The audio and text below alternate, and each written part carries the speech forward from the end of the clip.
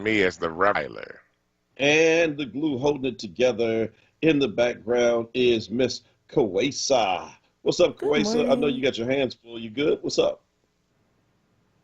I'm good. She's, Just getting everything together. it's all right. Kwesa, how was the ride in today? It seemed like it might be a little icy out there. And this is like our daily weather report, right? So, like, how was the ride in? The ride, not too bad, but what I can say is there's a lot of black ice out there. Well, clear ice. Yeah, We're gonna, black is not. We shouldn't be saying it's negative. Clear ice out there. But yeah, it's a little rough. The random ice patches. So be yeah, careful when you're gotcha. walking. Yeah. There Thank you you for go. that. You got Weather it from from Kwesa. right, exactly. Weather and traffic. Add that to your resume. Put that on your resume. And Absolutely. yeah, so listen, folks, looks like we're up on Facebook Live this morning as well as on YouTube.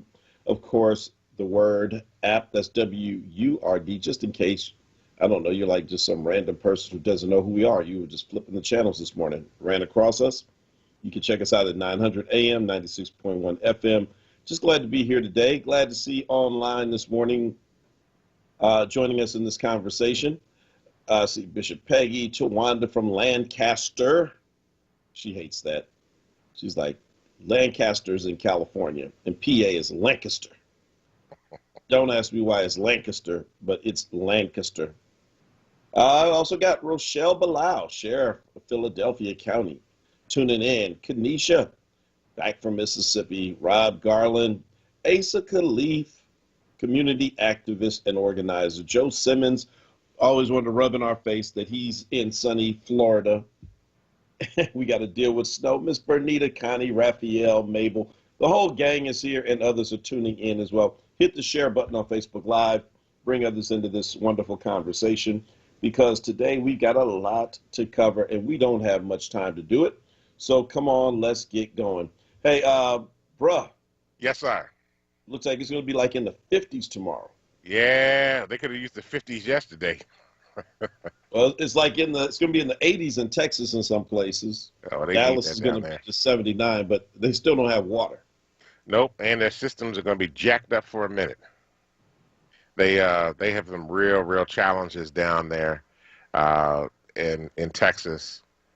Looks like there's some more politicians that have been jumping ship down there as well, getting out of Dodge while Texas has been going through some of their challenges. I was noticing that this morning they now have a running list of politicians that have dodged out.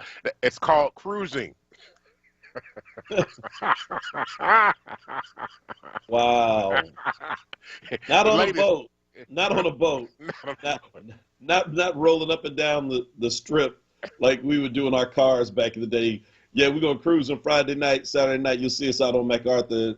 I guess in Philly was Broad Street. No, Right. like as in Ted cruising. Ted cruising. It's now called cruising. Oh my So when your political leaders abandon you in a time of trouble, it's now called cruising. I just made that up. I just made it up. But, I think it works. I just think it works. So every time we start talking about politicians abandoning people at an hour, we're just going to call it cruising. Cruzing.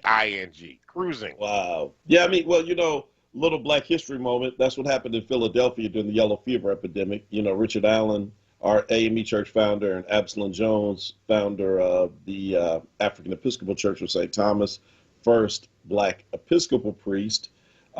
They stayed here risking their lives. A lot of Black workers died during the yellow fever epidemic in 1793. And while they were dying here in 1793, which was the nation's capital at that time, a lot of the elected officials like George Washington and others, they went cruising. They went cruising. They bailed out the city, man. They were like, nah, y'all black folk can handle that for us. Tell us when yellow fever stopped killing people and we'll be back. I hear you. I hear you. So American politicians have a long history of Ted cruising. Mm, I like that, mm. man. You just like coined that today. You need to start hashtagging that. Yeah, I think I'm going to post something on Facebook about it today. New term. Anytime a politician abandons the people in time of trouble, it's called cruising. Cruzing, as in Ted cruising. Man, did Smokey Robinson have a cruising song? Yes, he Is it did. Smokey? Yes, he did. That could be the soundtrack. Or Maybe I'll that's do a TikTok about it. There we go. yeah, do it with cruising. There you go. You show a litany of them. That's right. Just like God, every time a politician abandons, they're cruising. They play the Smokey right. Robinson in the background. My God, I tell you, what's up, Gary? And glad to see Renee, Sandra. Glad to see Ed and Franny and Audrey, Angela, Rosalind, Aunt Young. What's up? Glad to see Kenrick, Kathleen, Craig, and all the rest of you all joining us. Bring your friends and your family in. So listen, so much to cover, so little time to do it. Why don't we start? Can we just say a shout out to Stone who's texting us the whole time we were on the air right now? Yeah, yeah, yeah. You're a little big brother. Yes. Both of us have younger brothers who are just like we're almost like twins by age. It's like how many Right. months are you guys apart? We are 1 year and 2 weeks. Yeah, so my younger brother now it's a little bit, but we're under 2 years apart as well. Right. But both of us, our little brothers, are like much bigger than us. Well, actually, I'm bigger than he is. Are you? I am. I'm taller. And Stone looks taller though. He just looks yes, because his nickname is Stone. I'll tell you. Stone introduced me to the biker world, so he just looked. I'm sorry, when you just see him, it's like Stone is bigger. All those dark shades on, man. Jump on his bike, and it's like Stone's bigger. We have very different demeanors. That's what it really comes down to. He just looked like he's gonna kill you. Yes, yes. And they look alike too. So Yes. yeah, but yeah. So Stone, what's up, Stone? Glad to shout you out this morning. And man, guess who's leaving America? America. Yeah, Stevie, man. Stevie tapping out. He's going to Ghana. I mean, look, I don't blame him. He's like, look, I'm sick of this. I'm sick of this racism. I'm sick of singing songs about it. I'm sick of having to live with it. I don't want my children and grandchildren to live with this. I'm going to Ghana. Now, wait a minute. This is not the first time he said this. Back in the 90s, he said he was interested in going to live in Ghana. Then he did not go and do it, though he loves visiting the country. But I think he's just like, look, I'm out. I'm sick of this. I don't blame him. You know what may have pushed Stevie over the edge? What's that? It could be that, talking about his grandkids, just recognize that I don't know, they'll ever feel safe in this country. Now with all of think about this. With everything that has gone on with policing in this country this year. So first of all, there is not a cop in America that does not know that he or she is not on notice, right? And you got to think when approaching quote unquote black suspects, that you really ought to kind of pause and think like, do I really need to do this? In Plano, Texas, in the middle of all of this snow stuff and, power outages and just things in chaos over the last week, 2 Plano cops are driving down the street and they see an 18-year-old black male walking home from work from Walmart, of all places. A couple of blocks from home, it snowed. They don't have snow removal equipment. So there's snow everywhere. You can't really even see where the sidewalk is, where the neighbor's front yard is, where the street is. So the kid is walking, and you know how you do in the snow. You typically try to walk somewhere close to the middle of the street, especially if you don't have snow all the time. You don't know what to do. Right. He's walking home. The cops roll up on him doing a quote-unquote wellness check. Roll the window down. Hey, kid, what are you doing? Walking home from work, man. Live around the corner. Yeah, we're just going to follow you for a while. Followed him for over 2 minutes, and then at that point decided the wellness check is over, get out, handcuff him, and arrest him overnight for, you guessed it, the crime of walking in the street. Wow. I mean, I don't mean to laugh. I'm just like, wow, man, these guys are just bold. Just Walking bold. George Floyd, Breonna Taylor, Walter Wallace, none of these stories matter. You're going to arrest the kid in the snowstorm who had no jacket on. He's got short sleeves. How about, hey, kid, can we give you a ride home? Ride home. I know. That's right. It's warm in here. Come on, man. It's your tax dollars at work. Let's take you home. They took him to jail for walking in the street. Again, you wonder why Stevie Wonder is leaving America. When one of your best artists of all time said, I am tapping out, as rich as I am, I'm not feeling you, and I am leaving. Man, if more people had money, they'd be right there with Stevie. Yeah. You got to be kidding me. That's just painful, man. It really is. Yeah. That's just absolutely painful. And see, Joe Simmons goes back to his comment that he brings up quite a bit: abolish the police. And look, I mean, as I always respond, I understand the sentiment completely. And yet, I mean, in a practical sense, we can't do that either. Not in a real sense, because it would be chaos. It's already chaotic, but you don't want that kind of heat. I don't think anybody does. But I understand the frustration that leads us, many of us, to get to that point. Absolutely. Of either saying, hey, we just don't want any police, and we'll take the risk of having to, like, shoot it out with each other, I guess, when you have issues that you got to resolve, or just move out of the country. Yeah. I told my wife years ago, I said, if things break out too bad around here, we're going to South Africa. And then Cape Town ran out of water, so we're not going to South Africa. So I'm like, because Cape Town's gorgeous. Dude, come on, man. Texas ran out of water. What are you talking about? They're looking at you like, get the log out of your eye. You want the speck of water out of South Africa. Man, Cape Town is gorgeous. But I say it like this because I hear you. Both sides of Cape Town, one side's the Indian Ocean, the other side's the Atlantic Ocean, and it completely ran out of fresh water. So I'm like, I'm sorry, there was a little bit of lack of planning in that particular circumstance. Yeah, man. So but yeah, it's it is really just it really is frustrating. Now, add to this, there's another story out of Southern California, out of Orange County. Last year, there was the killing of an unarmed black man by 2 sheriff deputies who likewise initiate a stop that is really just basically BS. Now, back in September, activists were demanding that the body cam footage be released. And what the police released, obviously, was video that was beneficial to them. And it showed the end of it by security cam footage by a neighboring business that saw as they were tussling these 2 cops in the sky. The guy is clearly has his hand on the gun. I don't know if he's really reaching for the gun, if his hand happened to get there. They're tussling, right? It's at that point that they, unfortunately and tragically, shoot and kill this young man. His last name was Reinhold. And but now, as a result of the body cam footage being released, while the 2 officers are in the car and they initially see him, the guy is walking across the street. And as one wants to go engage, his friend says, no, it's controlled. By controlled, he really is saying, according to the attorney for the young man's family, that he's talking about he's in a controlled crosswalk. The lights are held, and he's not doing anything illegal. The other one insists on going after him. Again, this is in the coming out of the summer of 2020. The other guy just is determined to do it, and he initiates a contact over what amounts to jaywalking at the worst that leads to this young man's death. And I mean, bro, I'm telling you, like I said again, we go back and forth over all these different things. Like, is it policy? Is it training? Is it whatever?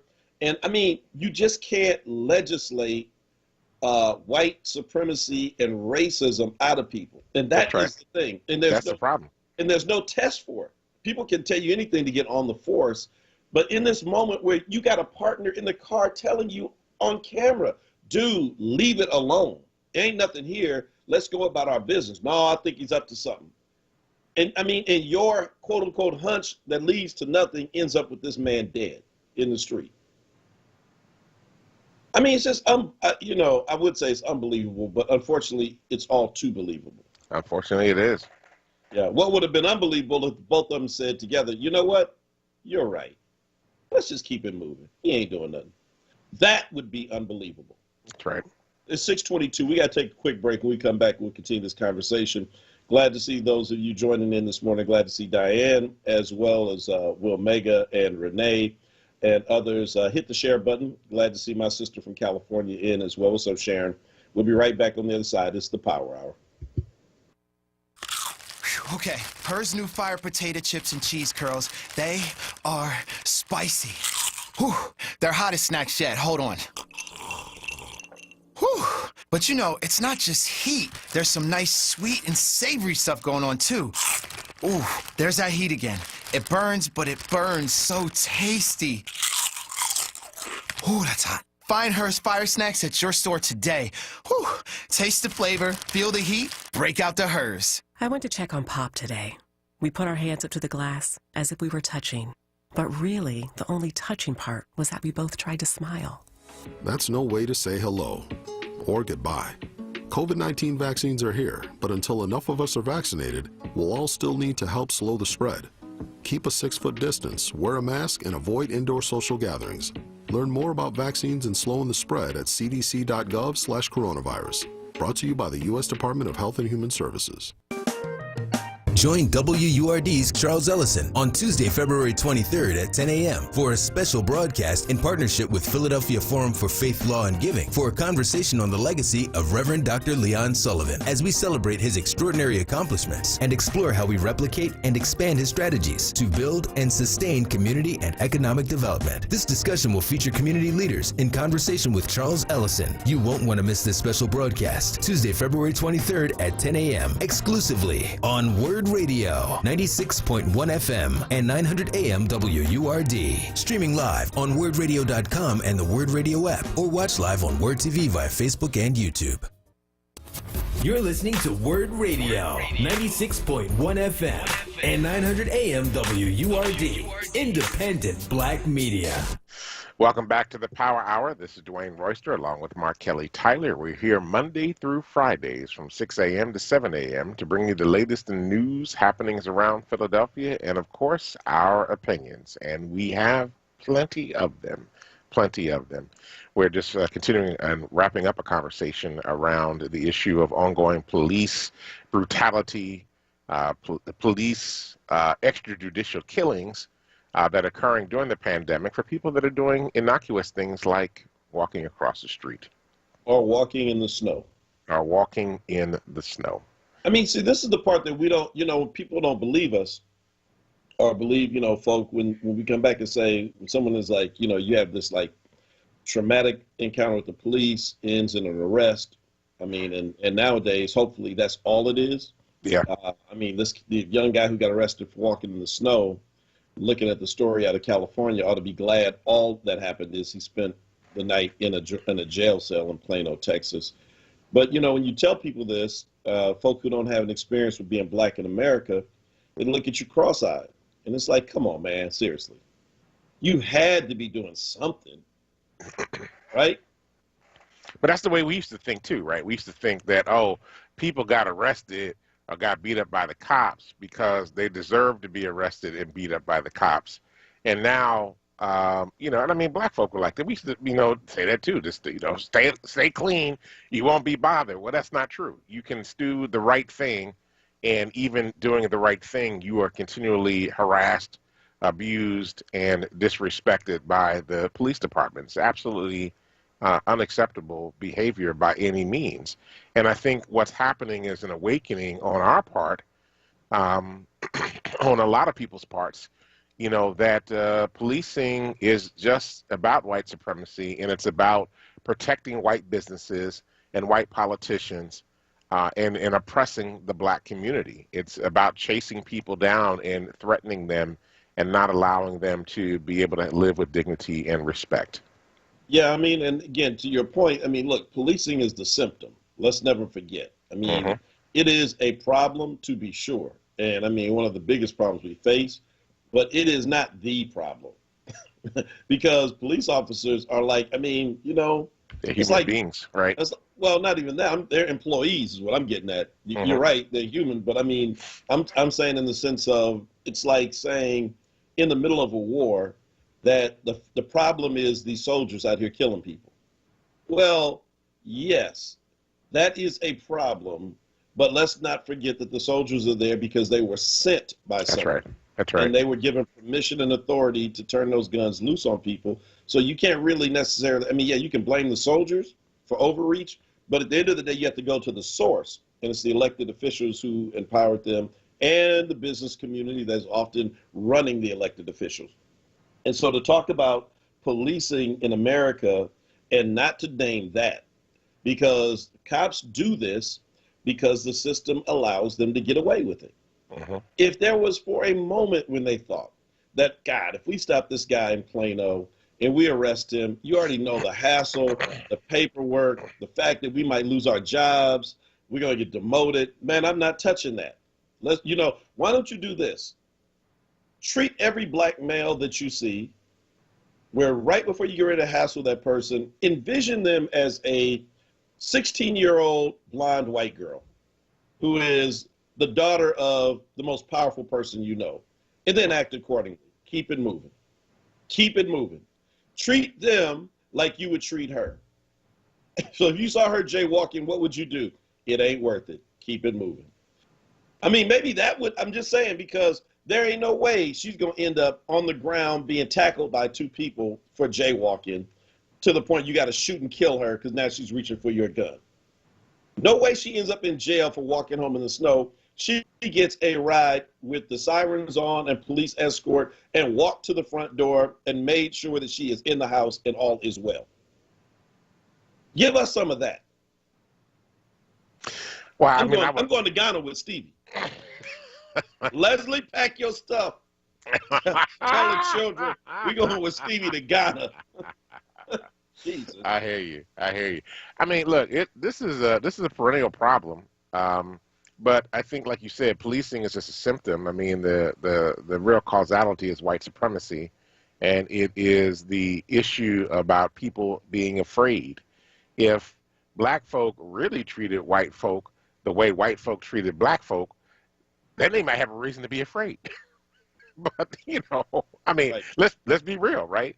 If black folk treated white folk the way white folk treated black folk, then white folk would have a reason to be afraid. But in reality, most black people just want to be able to live our lives and go about our business. And all this nonsense about policing, about public policy, and corporations being, doing what they have to do. I mean, it's all about protecting whiteness and white power and white money. And at some point, especially as this country becomes increasingly black and brown, we will have to address that. Now, the thing about it and how white supremacy works that's so effective is that it also perpetuates mistrust between the various ethnic and racial groups so that we're constantly warring with each other instead of, if we all got on the same page, man, we could really do some stuff in this country. Now you sound like Fred Hampton. You never really, have you seen the movie yet? I have not seen the movie yet. Come on, bro. Come on.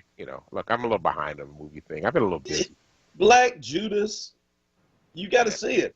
Because that's what Fred Hampton is bringing together, like white supremacists, the Puerto Rican gangs, and black gangs together. I did not know that about Fred Hampton. Oh, wow. I mean, that is a threat. When you can bring together white dudes with Confederate flags talking about kill black folks and the N-word and get them to follow you, that is a threat. I mean, so Fred was ahead of the game. He was spouting exactly what you're talking about, and he was getting people to buy in. Well, I mean, it's actually kind of interesting, right? Because when you really, at the end of the day, the most of those people who are like some of the white supremacists, really their issue is not with black and brown people, it's with rich white folk who are keeping them impressed. But because they believe the nonsense that the white supremacists are saying about the fact that it's black and brown folk that's causing them all their struggle and pain, if they were really to stop a minute and take a look at it, they would understand that their pain is being caused by rich white folk that are using them as a wedge against the black and brown masses that are growing increasingly here in this country. And is about to take a big leap as President Biden installs a new immigration system. That, it's not us they really should be fighting. It should be the ones that got all the resources that they should be saying, hey, wait a minute, y'all are jerking us around. We need to go and stop this from happening. Well, but look, that's hard to do when you've been convinced that you may be poor, you may be in Appalachia, You may be in a trailer, Mm-hmm. but you're white, and at least you're better than them. I mean, so when you have invested, Right. when you turn whiteness, and I don't, whiteness is it's a fluid concept because it is not always applied to all quote unquote white people. Mm-hmm. It's something that in America, it gets bestowed upon you. There was a time where, like Jewish immigrants were never considered to be white. And it's Right. like, okay, we bestow it upon you now. You can Right. come in. When Italians came over and they were not considered white, but it's like, oh, okay, we need some more white people because there's too many of these other people. We bestow whiteness to you. Mm-hmm. It is bestowed. It's a gift. Same And thing with so, Italians, yeah. yeah, so when you get that gift, it's like, solidarity with people that'll make my life actually better, or just feeling better about myself being broke, but I'm white. Mm-hmm. Unfortunately, apparently, that must be better because folk are not listening to your message, Fred Hampton. Mm-hmm. Well, there were folk that were listening to the message, and that's why the FBI and others went after Fred Hampton, right? That's the reason they understood what he was saying was dangerous. Mm-hmm. I mean, it's much the same way that when you look at the work of the farm workers in the South during the times of Jim Crow, when black and white folk and brown folk were working together to form, these unions and so forth, that they had to go and try to break all that up, right? Because they understood that if they ever got working class and poor white folk together with working class and poor black folk and poor and working class brown folk, that's a formidable force that you have to contend with. So what do? You infiltrate and you destroy. And that's really what it always comes down to when they begin to realize, it's always like I remember hearing the comments back after the Power Convention, the very first one that we had back in 2011. And people were looking at the diversity in that room. There were white folk, Jewish folk, rich folk, poor folk, black folk, brown folk, educated folk, folks, struggling to make sure they got their education. And we were all in that room saying, we're going to stand together and work towards transformation and change. And, my understanding was that the mayor was a little concerned when he looked out and saw who was sitting there together, saying we're going to do work in the city of Philadelphia. Mm-hmm. Because when you have that kind of coalition of people from all segments of the city, all different walks of life, all different faith traditions, Christian, Jewish, Muslim, the Christians, Black church, you had the Catholic church, you had the white mainline church, you had some evangelicals there, Pentecostals in the room.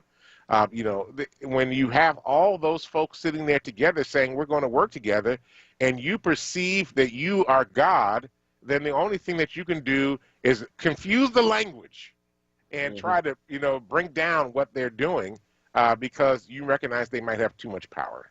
Man, I tell you. Well, that's an interesting point. And you can't, I don't know, for some reason, make me think about this other story that's out there. Mm-hmm. The Senate is working through the confirmation process of Biden picks. It looks like Nirda is done for. Yeah, Nirda Tanden, from she was the the Center for American Policy. Yeah. Right, but it's because it's her past social media more than anything else. But That's a bunch of crap. It's not the social media. We know this. She ran the liberal think tank Center for American Progress. Yeah. That's what it was. Yeah, well, we know this. But another person who's up right now in the hot seat is Merrick Garland, who's up to become the next Attorney General. Mm-hmm. And so one of the people that he's been defending is a Kristen Clark. She's a DOJ nominee. Mm-hmm. And so talking about things from their past, this is the hypocrisy of the Republican Party in this moment that just is so glaring. They don't even care. Denise Clay, my former co-host, used to always say that the Democrats show up with a spork, that's like a spoon and a fork. Yeah. And Republicans show up with an AK. This is that moment, right? I mean, and it's so true because you check this out. So Merrick Garland is asked about Kristen Clark, who black woman who wrote in a letter in 1994. Oh, wow. To the Harvard Crimson, the newspaper on campus. It was about the book, The Bell Curve. You remember that book? Yes, I remember The Bell Curve by Bell Hooks. No, not that one. Oh. No, not Bell Hooks. This is the one about the fact that we're saying that black folk were ignorant. Yes, I got you. that we were born inferior. Yeah. This was, and it was written by a Harvard professor. Mm-hmm. So what's that guy's name? It's in here somewhere. But in any event, her letter was a critique about that, and she says in the letter things like she cites some data that's out there that black infants sit, stand, crawl, and walk sooner than whites. And she says some other things about melanin endows blacks with greater mental, physical, and spiritual abilities. This is 1994, right? And so some of this is based on some facts. Some is based, obviously, is subjective. Again, I want to reiterate, this is 1994. And if it's to the Harvard Crimson, I got to believe she's probably still a student. It's not really clear in this article. But Mike Lee, senator from Utah, who voted to acquit Donald Trump for insurrection and leading white supremacists into the Capitol, chasing down people like Mike Lee, is going to use a letter like that from 1994 about a super racist book, The Bell Curve. Oh my God. It's totally been debunked. And maybe we should have a whole conversation on The Bell Curve, which was just a bunch of crap to begin with. If anything, you want to bring that up, you need to talk about the book, but don't talk about her criticism of the book. And so, now to Merrick Garland's, defense, he is standing with her. But this is what I'm getting at, is that the Republicans are so absolutely blatant in what they do, and they have no regard for how they look. And yet Democrats, on the other hand, like a Joe Manchin, is like, oh, I can't stand with Neera Tanden because of her past social media comments. I'm like, dude, you all are trying to play checkers with people who are playing advanced chess. They're playing that multi-level chess. They're not even playing that one-level chess. Right. You're playing like the Cracker Barrel version of chess out on the rocker, waiting for your table to be called. And who's the world chess champion? What's the kid's name? I forgot.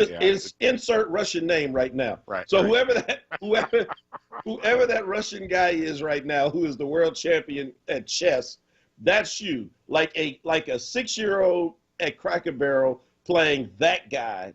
I mean, stop trying to. I don't understand this, and it's really frustrating why Dems feel like there is a need to somehow take some moral high ground that the Republicans have. I mean, it would be like in war, trying to fight a war where you bring your troops up and you stand out there and wait for the other folk to come, and they're playing guerrilla warfare. They're popping up in the grass. They're jumping out of trees. They're coming behind you. They've abandoned all rules of decency. Why try to be decent with them? That's right. Can you explain it to me? I can't. No, please. Come on, man. You were in D.C. You were the political director for PICO, for Faith in Action. You know this. What is it?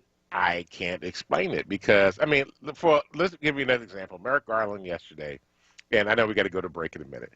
He's being questioned by Josh Hawley, Senator Josh Hawley from Missouri, who was one of the main instigators, who pumped his fist at the insurrectionists, telling them, go do what you got to do yesterday. And he asked Merrick Garland, did he support defund the police?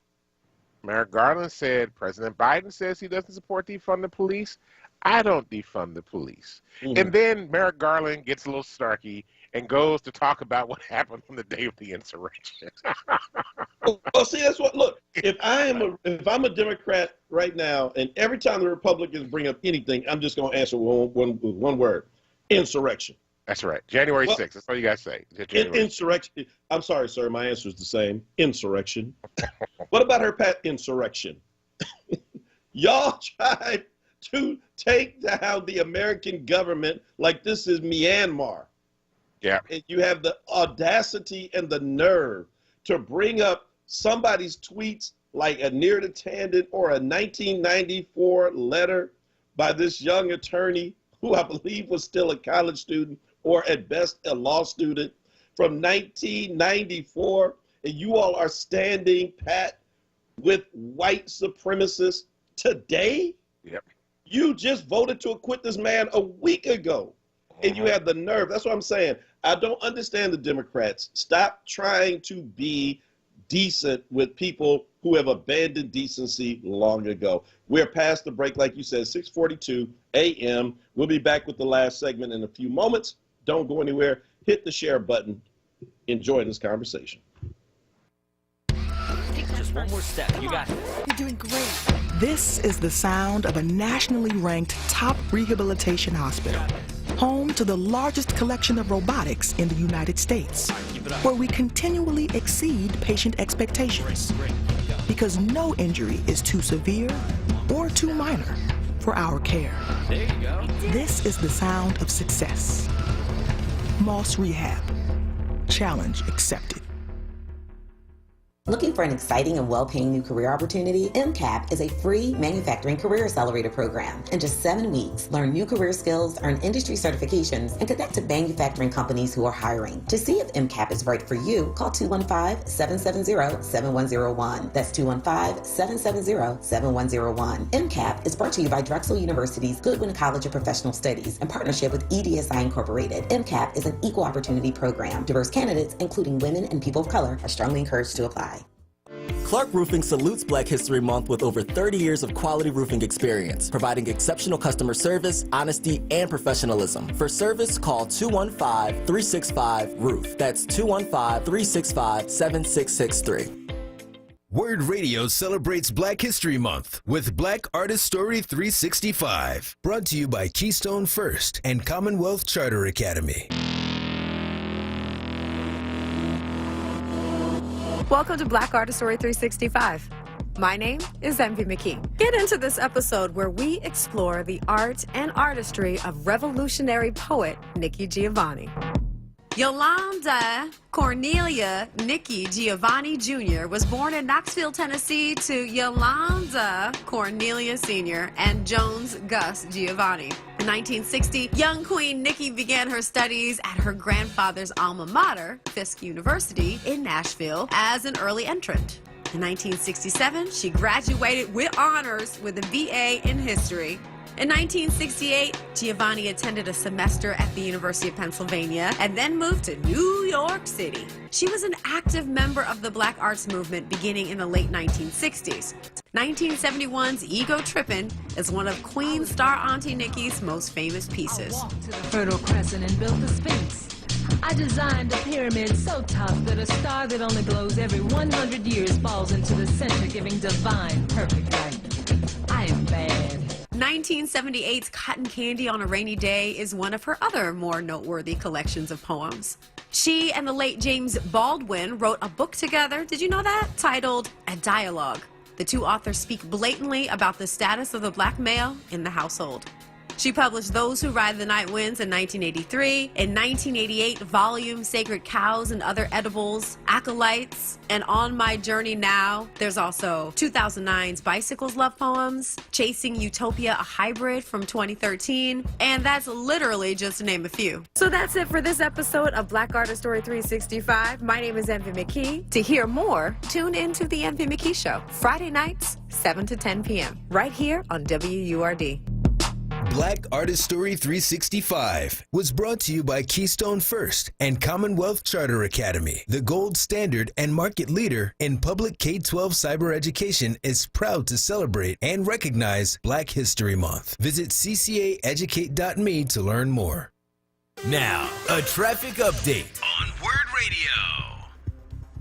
Good morning. This report's sponsored by Indeed.com. Not too bad here in the Philadelphia area. Schuylkill Expressway. Overall, a pretty good ride still both east and westbound. Westbound Vine delays 8th out through Broadigan Parkway through the Schuylkill Expressway. Boulevard Route 1 southbound. Some slowing broad down through Fox through construction. Southbound 95 jamming. Cotman down through Bridge through that work zone. Again, building Allegheny through Girard northbound.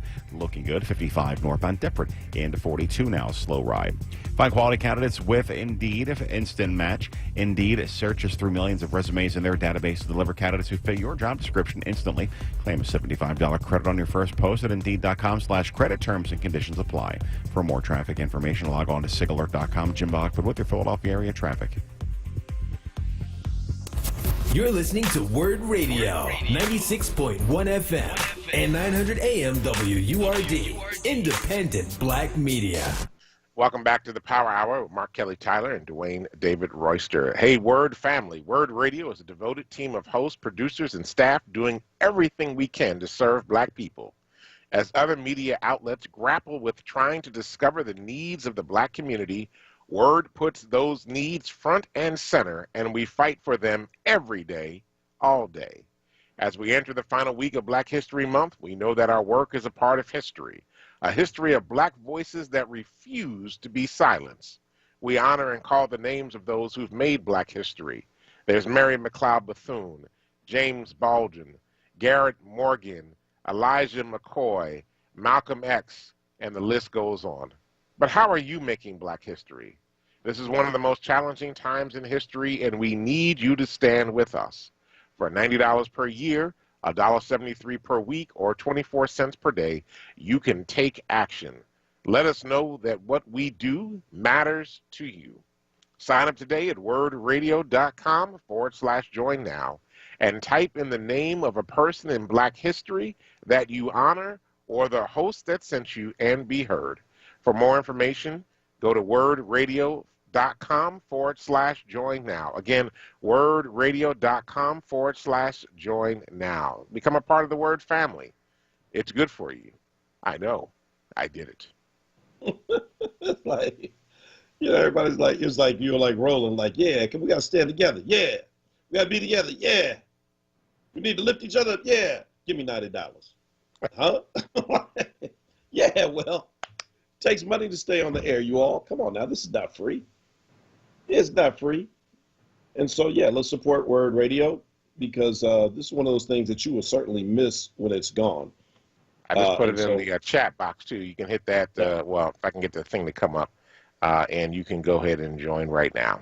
Yeah, so let's hope we don't get to that point. And glad to see others on here like Ellis and, is it Coos? I don't know. People have like different kind of word names on Facebook. So Miss Allen, just say Miss Allen. Can we just say thank you to everybody that joined us on YouTube yesterday because we had to switch up because Facebook was not working. Yeah, that was like great. You all are like very nimble. Glad to see State Rep Derisha Parker as well. Hey, you know who's also fed up right now? Who's that? And Renee says she gave. Glad to hear that. Glad to see Sheila Parker as well. So they don't have a continent to go back to.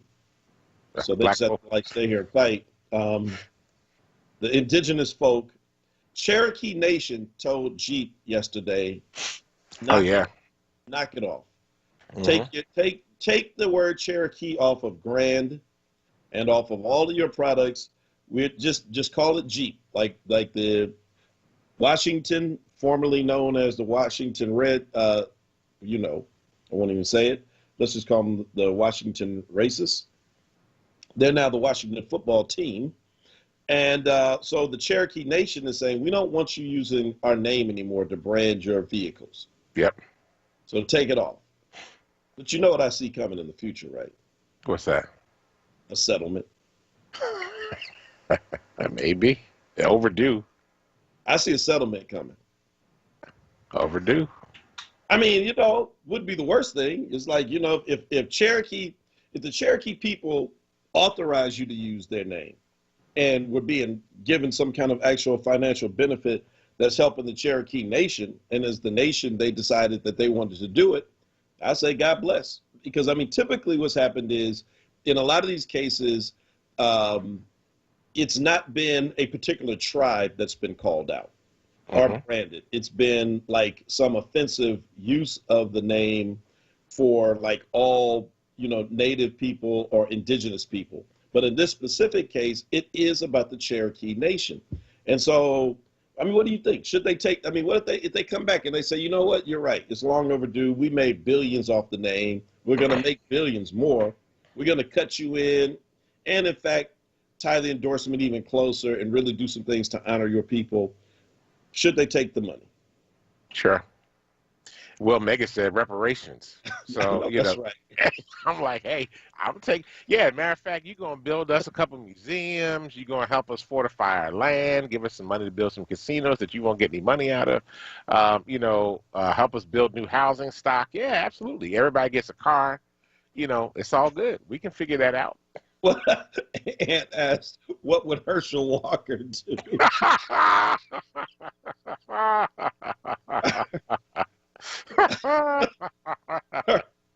The Cherokee don't deserve nothing.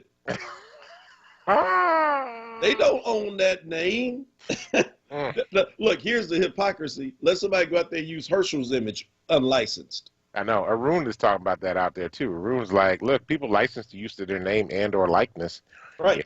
Try to use Herschel Walker's name in a product thing without getting Herschel Walker's permission or money and see what happens. He said that, Arun, that's my guy. See, Arun, we're generally on the same page. I didn't even see that comment, but that's exactly right. So, yeah, of course Herschel would give his name out. I mean, he's giving it out right. He's free chicken right now, though. y'all know we like free chicken on the show. Tawanda, give him a quick primer real quick. Tawanda, we only got 3 minutes. Drop it in the chat for people who don't know what free chicken is. But, yeah, Herschel is free chicken for, like, white supremacists right now. They only have to pay him for his work. He gladly does it. Herschel Walker, free chicken. No neck. Oh, your brothers. Your brothers even jumping in. Call him no neck. So, hey, one last dude. No neck. Stone has spoken. Lost his neck playing football, man, on his hits. He had a neck before he started playing.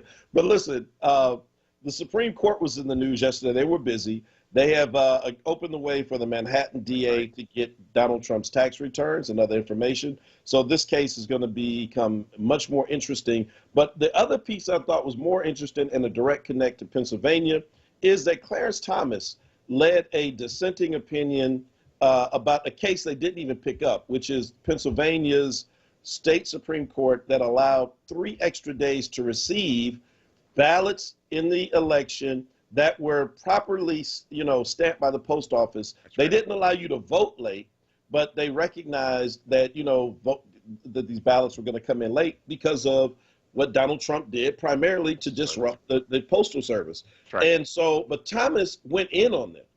And I'm going to tell you, the way what he wrote yesterday and the controversial way that he wrote it, we don't have time to unpack it. I just want to say that we all probably dodged a bullet that the Supreme Court did not overturn the entire Pennsylvania election. Mm-hmm. Not that it would have mattered now that we see how the actual, votes came in for the Electoral College, but should it have come down to one state flipping or not flipping, given what he is saying, I think he probably would have led the charge to actually overturn Pennsylvania and flip it to Donald Trump and possibly have overthrown the election. Free chicken. He's also free chicken. Yeah. Him and Herschel. Mm-hmm. Free chicken. Come and get your free chicken, Republican. Well, not even just Republicans. Folk who want to see black folk go back to wherever we came from, we got some free chickens called Herschel Walker, Clarence Thomas, and apparently there are a whole lot of the folk out there who fit that category. Man, that's all we got time for today, though, bro. It is. All right, everybody. Well, thanks for joining us here on the Power Hour. We'll be back tomorrow morning at 6 a.m. to bring you the latest news happenings around Philadelphia. And, of course, our opinion. Thank you, Kawesa, for holding down the board today. Dr. Tyler, for everything that you do each and every morning. Stay tuned now for Wake Up with Word. What? You got it. Raphael just said, all black preachers are greeted by Colonel Sanders at the pearly gates. Free chicken for eternity. Original recipe KFC. I have to say, Raphael, that's actually funny. I give it to you. All right. That's funny. Got to move on from that. Stay tuned for Waking Up with Word with Solomon Jones. Listen, everybody, go out, change the damn world, because if you don't, nobody else will. Peace.